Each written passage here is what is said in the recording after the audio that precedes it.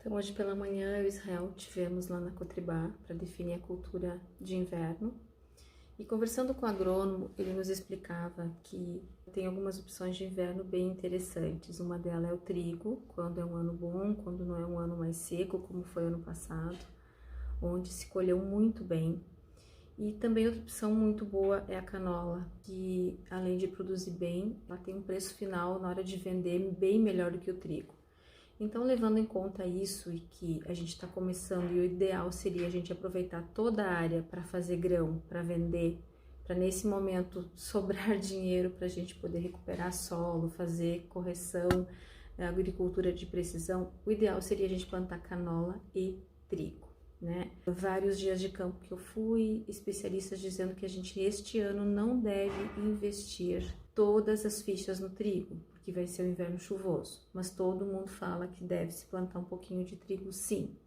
Pensando nisso, sim, decidimos que vamos plantar um pouco de trigo. Mas eu também gostaria de plantar canola, né? Levando em conta que a gente não foi tão bem agora no soja, a gente ainda não colheu, mas a gente não vai colher tão bem assim, né? Então não sei quanto que vai sobrar. O ideal seria plantar canola, pensando que, né, por mais que tenha um risco de ventar muito e você, quando tá seco, você perder ela, debulhar, ela cair no chão, o que que acontece? Ela tem um preço bom, então se a gente pudesse plantar trigo e canola seria o ideal.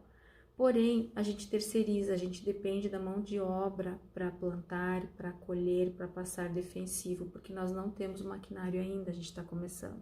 E o nosso terceirizador, a pessoa que terceiriza pra gente, ela não vai plantar canola, ela vai plantar trigo e outras coberturas. Então, se eu chegar para ele e falar assim, olha, eu quero plantar trigo e canola, talvez eu corro o risco dessa pessoa dizer para mim assim, olha, então eu não vou poder plantar canola para ti, porque eu só vou plantar trigo, e para mim chegar e plantar canola para ti, eu tenho que regular a plantadeira de forma diferente, eu tenho que limpar a plantadeira, eu tenho que na hora de colher regular a plantadeira de outra forma.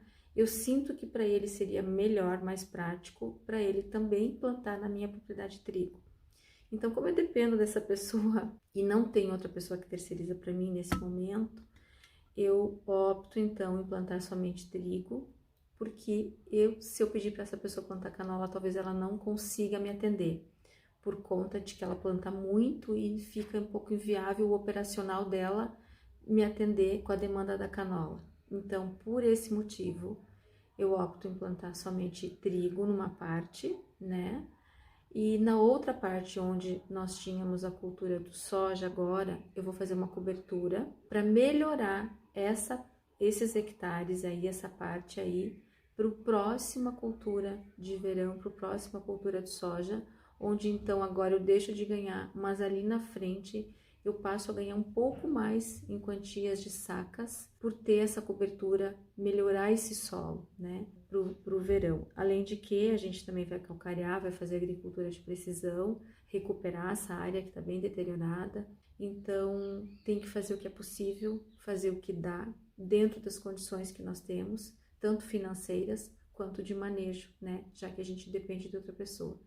Então, são decisões muito difíceis, não são decisões fáceis. Muitas vezes eu não sei o que fazer, muitas vezes eu queria muito que alguém me dissesse, faz isso que vai dar certo, mas ninguém diz, porque ninguém quer arriscar, né? O risco tem que ser meu e do meu filho. Então, nesse momento, eu compartilho com vocês essa decisão, que não é simples, que não é fácil, e que eu sei que todos os agricultores passam por isso, mas eu estou entrando de paraquedas em tudo isso e eu acho bem difícil tomar as decisões, porque o soja está baixando e eu não quero contrair nenhum financiamento, nenhuma dívida agora, com medo de não conseguir colher bem. A gente entrou numa época ruim, onde tivemos estiagem, não vamos colher tão bem. O trigo não tem uma boa promessa, porque o clima não vai ajudar. Mas para o soja do ano que vem, então, temos uma boa perspectiva, já que promete ser um ano mais chuvoso. Então, vou investir as fichas agora em recuperar uma parte da área para lá no soja, então, passar a ganhar um pouco mais. É isso.